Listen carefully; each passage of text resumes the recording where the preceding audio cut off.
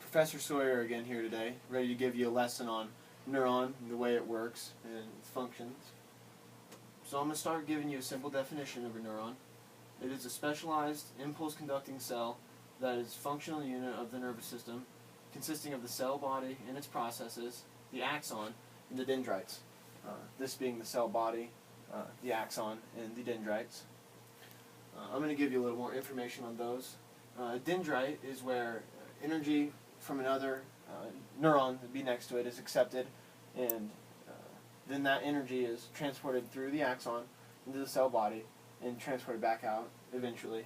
And then within the cell body is where most of the functions, processes happen, and that's what I go into the greatest detail about.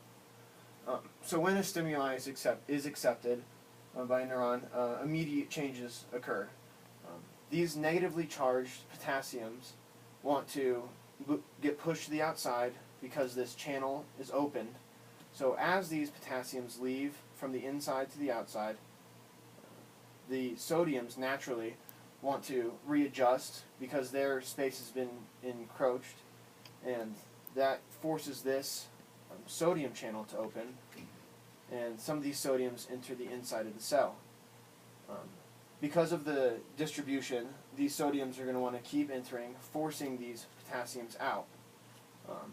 Once these potassiums leave, there's a charge of -70, and then once these sodiums re-enter, or enter for the first time, there's a charge of +40. When this charge of +40 occurs, that's when the electricity is created. So this electricity that's created is what's going to be sent out of the axon, out of the dendrites, to the other neurons to tell it to fire.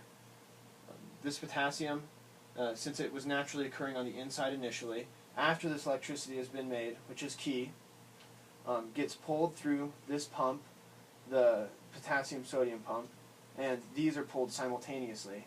So the potassium and the sodium, sorry, these are rolling around a little bit, change positions to go back to their natural starting point through this pump on the far side, and once they reach back to normal, this electricity is then fired through the axon, through the myelin sheath, which is basically just an envelope that's there to help contain the electrical charge, out into the dendrites, and then the dendrites release it through what's called the synaptic gap.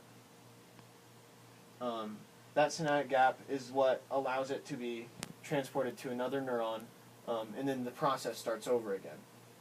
Since neurons are identical, it'll just do the same thing. The potassium chamber will open, it'll move through, sodiums move out, and everything will occur again. And this is what leads to interaction between the body and the brain.